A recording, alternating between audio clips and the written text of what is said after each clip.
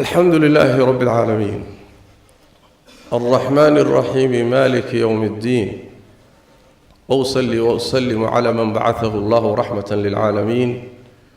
نبينا محمد وعلى آله وصحبه أجمعين ما بعد أيها الأحبة في الله نبينا صلوات ربي وسلامه عليه أيام maalmaha ka mid saxaabadiisa wuxuu weydiiyay ma idin warramaa buu ku yidhi ma idin sheegaa dambi ilaahay laga galo tabaaraka wa tacaala midka ugu weyn ama dunuubta ilaahay laga galo kuwa ugu waaweyn dunuubtu waa kala weyn yihiin ayagoo magaca dambigu ka dhaxeeyo ayay haddana kala culus yihiin oo kala foolxun yihiin kuwa ugu foolxun oo ugu waaweyn ma idin sheegaa buu nabigu sallallahu alayhi wa sallam saddex goor buu su'aasha ku celiyay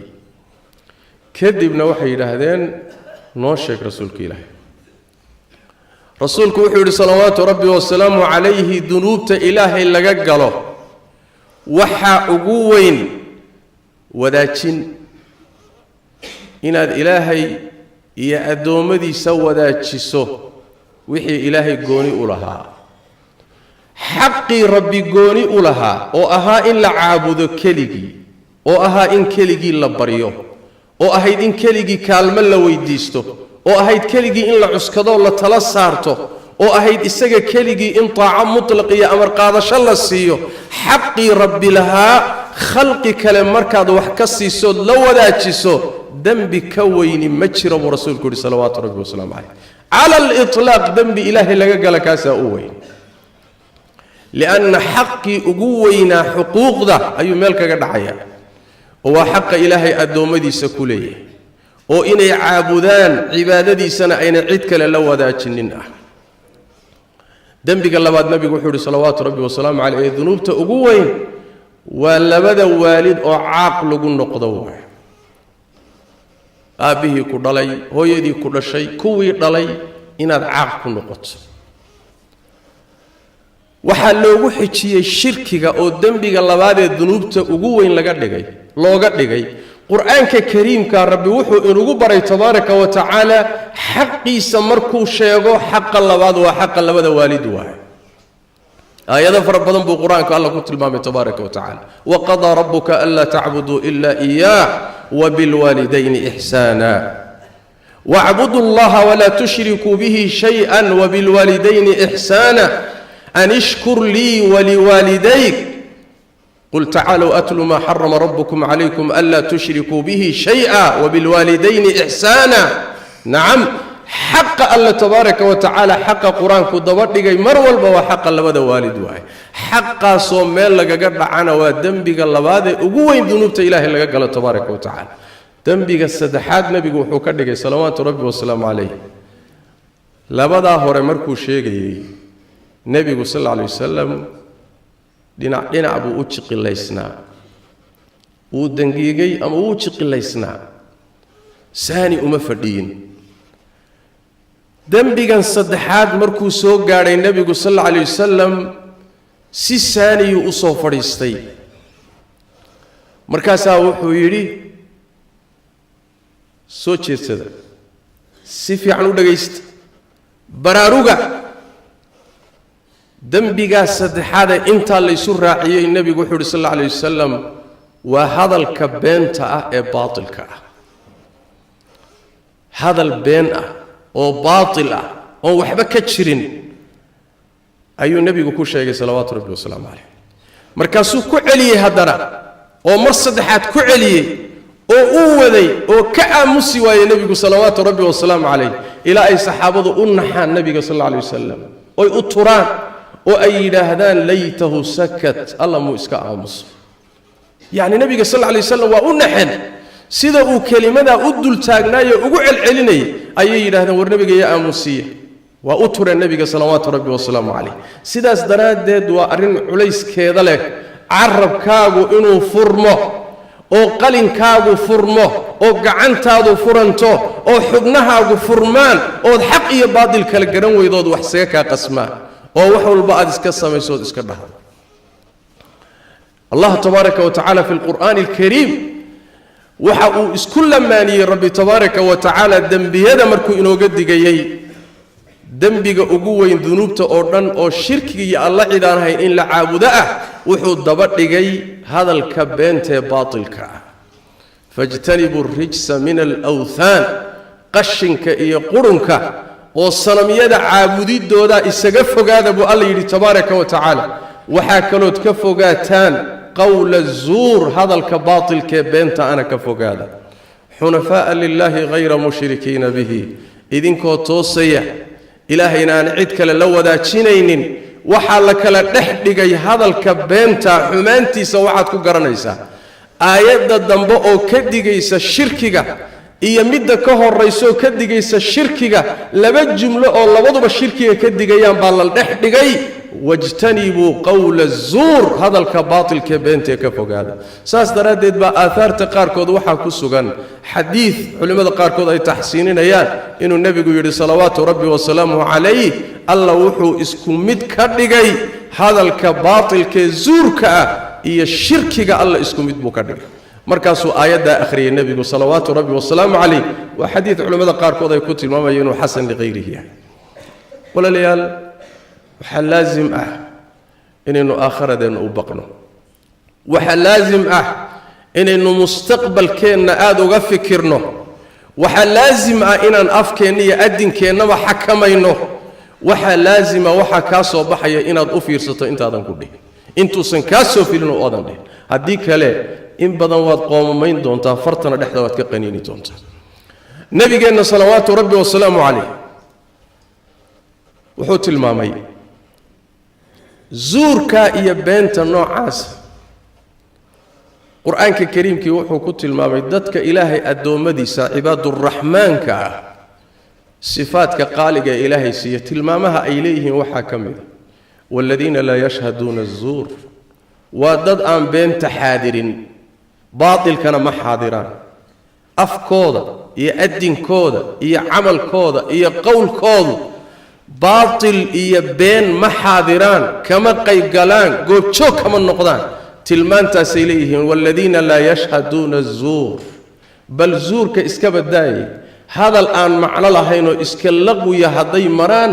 ayagoo nadiifay maraanoo kuma wasakhoobaan waidaa maruu billaqwi maruu kiraamaa sifaadka addoommada qaaliga ee qiimaha leh ilaahay ku tilmaamay taa iyadaa wey zuurku marka wuxuu noqdaa ficilna waa noqdaa oo xubnahaagu hadday baatil ku kacaan waa zuur carabkuna waa sameeya carabkaaga been iyo waxaan xaq ahayn hadduu ka soo baxo oo baatil isagana waa zuur saas daraaddeed buu nabigeennu salawaatu rabbi wasalaamu caleyh labadaba ku sheegay xadiidka saxiixulbukhaari oo ku sugan wuxuu nebigu uhi sal alla alay wasalam ruuxaan daynin waa soomaye ruux sooman oo aan ka tegin hadalka zuurka ah iyo dhaqanka zuurka ah carabka hadalkiisa xun ee baatilka ee beenta ah falka xun ee xubnuhu samaynayaanee baatilka ee khaladka ah ruuxii aan ka tegin soonkiisa waxba kama jiro inuu oomo iyo inuu haraado iyo inuu gaajoodana ilahay waxba ku fali maayo waxna ka siin maayo waxba ku siin maayo sidaas daraaddeed diintani waxay u soo degtay walaalayaal in wixii danteennu ku jirtana sameeya layna yidhaahdo wixii maslaxadeednu ayna ku jirin oo alla necab yahayna in laynaga xakameeyo oo laynaga qabto ruuxa mu'minkana waxaa la doonayaa inuu amarkana fuliyo wixii ilaahay ka reebayna uu ka istaago wa hada huwa aliimaanu waalislaam iimaankiiyo islaamnimada laga hadlaya taa iyadaa way waa in xumaanta lagaa reebayna aad ka istaagto wanaaggana aad ku tillaabsato way wixii lagu amrayna inaad samayso way sidaasaad ku tahay addoon ilaahay ateecsan tabaaraka wa tacaala oo u hoggaansan nabigeenna salawaatu rabbi wasalaamu caleyh wuxuu ahaan jiray markuu salaada subax tukado saxaabaduu ku soo jeesan jiray dadka uu tujiyey iyo saxaabaduu ku soo jeesan jiray markaasuu wuxuu dhihi jiray yaa xalay wax riya ah ku riyooday haddii nin riyooday uu jiro riyaduu sheegi jiray kadibna nebigu waxbuu ka dhihi jiray salawaatu rabbi wasalaamu caleyh sidaa caadada u ahaan jirtay buu maalin maalmaha ka mida su'aal u weydiiyey markii salaada subax la tukaday wuxuu ku yidhi xalay yaa wax riya arkay waa aamusnay buuhi saxaabigu markaasuu nebigu wuxuu uhi sal alla alay wasalam anaa riyooday xalay waxaan ku riyooday buuhi nebigu sal alla alay wasalam laba nin baa ii yimid gacantay i qabteen waxay ii qaadeen oo ii kaxeeyeen al-ard al-muqaddasa dhulkii barakaysnaa meesha markay i geeyeen waxyaalo cajaa'ib leh buu nabigu ka sheekeeyay sallallahu alayhi wasallam oo riyadiisa uu ku arkay wa ru'ya al-anbiya'i wahyun riyada nabiyaduna sideedaba riyada aadamaha kala lamid meehe waa wahyi waa shay xagga alla ka yimid oo xaq ah way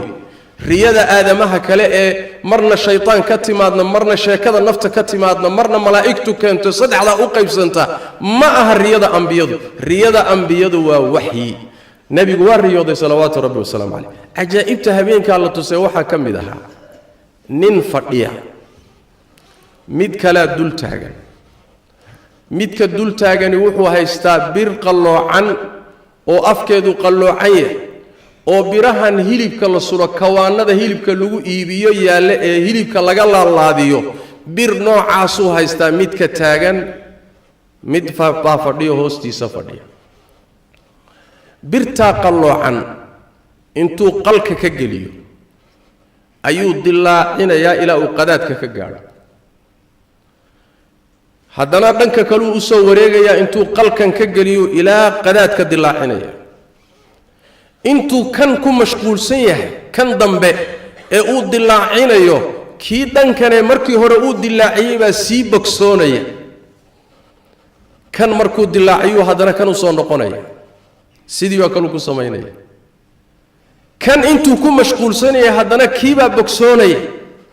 haddana waa ku soo noqonayaa sidii buu u dilaacinaya sidaasuu ku jirayaa ilaa qiyaamada laga gaadhayo nimankii i waday baan weydiiyo waxaan idhi buu yidhi warkankadeedan ee sidan loo ciqaabayaayo muxuu ahaa waxay igu jawaabeen dabcan labada nin ee wada waa laba malag oo rag isu soo ekeysiyey aadama ah waxay ku yidhaahdeen ninkan ruuxan sidan u ciqaabani wuxuu ahaan jiray nin been sheega beenta markuu sheegana waa laga xambaari jiro waa laga qaadi jiray markaasaa jihooyinka lagu kala faafin jiro meel walba la gaadhsiin jiray maadaama uu beenta abuuri jiro baatilka abuuri jiray kadibna la faafin jiray sidaasaa loo ciqaabayaa ilaa qiyaamada laga gaadho haddii qiyaamo la gaadhana xaalku waa xaal aakharo way maanta waxaa isweydiin leh waagaas warka waxaa lagu faafin jiray turuq bidaa'iya ruux baa qaadi jiray warka wuxuu gaadhsiin karana dad kooban bay ahaayeen ama ruux ama koox meel joogta ama in meel fadhida yuu warka gaadhsiin jiray maantase waxaa dhacaysa qaabka bini aadamku isugu xidhmay halkii war ee la sii daayay inay dhegaystaan malaayiin basharka ka mid oo qaaradahoo dhan ku nool idaacad buu fadhiyaa been buu sii daynaya yaa dhegaysanaya malaayiin baa dhegaysanaysa shaashada telefishinku hor fadhiyaa been buu sheegaya baatil iyo zuur buu ku warramaya markaasay aafaaqda oo dhan bay gaadhaysaa hal mar baa waxaa dhegaysanaya khalaa'iqan xasri lahayn goobaha aadamuhu ku xidhiidho iyo mawaaqicdan tawaasulka dadku ay ku xidhiidhaan ayuu ku qorayaa ama cod ahaan u gelinayaa whatsapp ku gelinayaa facebook ku gelinayaa fiber ku gelinayaa aymugu ku gelinayaa waxyaalahan bini aadamku hadda ku tawaasulo ayuu kelimo iftiriya been gelinaya markaasaa hal mar waxaa daalacanaya khalaa'iq aan xasri lahayn waagii hore intay gaadhi kartay way koobnayd maanta se xaalku halkaasuu gaadhsiisay ittaqi illaaha yaa rajul ilaahay ka baq naftaada u baq aakhiradaada u baq beentan aad sii daynayso eed khalaa'iqda ku sii daynayso cuquubadeedu waa taa waa qabrigay ku ciqaaban yihiin dadka aan tilmaamayno aakhara laysma gaadhin ilaahay hortiisana weli lama tegin naartii weynayd iyo xaalkeeduna waa laaban yahay warkan furan iyo xubnahan furan iyo dhaqankan furan ee aan xad lahayn een alla ka cabsigu ku jirin waa wax kugu soo noqon doonee aad uga xisaabtan nabigeenna salawaatu rabbi wasalaamu calayh mucaad ibnu jabal baa wuxuu weydiiyey rasuul ilaahayow carabkanaga waxa ka soo baxayeen ku hadlayna ma naloo qabanaya waxan ma laysaga daba imaan doonaa markaasaa nabigu wuxuu uhi sal alla alayh wasalam mucaadow hooyadaa ku weydaye dadka naarta ma waxaa ku rido madax ama dabadaba ugu tuuraayay ilaa wixii carabku shaqaystay mooye wixii carabku gooyey iyo beertuu beeray unbaa dadka naarta ku daadisa rasuulku wuxuu yidhi salawaatu rabbi wasalaamu calayhi markii la weydiiyey maxaa u badanoo dadka naarta geeya rasuulku wuxuu yidhi salawaatu rabbi wasalaamu calayh afka iyo carabka wax ka soo fulay iyo xubinka taranku wuxuu sameeyey ayaa u badan wax dadka naarta geliya buu rasuulku yidhi salawaatu rabbi wasalaamu calayh intaa markaad maqasho si alla saad ka badin weyda yeel haddaad doonayso xisaab aadan ka bixi karin aakhare inaad ugu tagtana waad fasaxan tahay wax alla waxaad ka badin weyda yeel haddaad doonayso inaad xisaab xadidan iyo badbaado aad aakhare ugu tagtana carabkaaga iyo xubnahaada xakame zuurka iyo beenta iyo baatilkana iska ilaali sallu wasallimu calaa khaatami alanbiyaa'i waalmursaliin allahuma salli wasallim wabaarik calaa cabdika warasuulika muxamed wacala aalihi wasaxbihi ajmaciin warda allahuma can alsaxaabati waltaabiciin وتابعيهم ومن تبعهم بإحسان إلى يوم الدين اللهم إنا نسألك الهدى والتقى والعفاف والغنى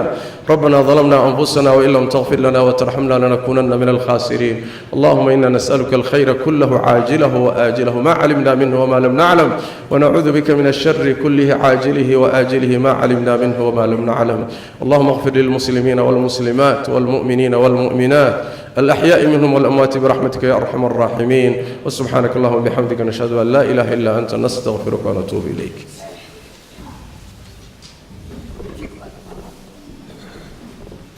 الله أكبر أشهد أن لا إله إلا الله أشهد أن محمدا رسول الله حي على الصلاة حي على الفلاح قد قامت الصلاة قد قامت الصلاة الله أكبر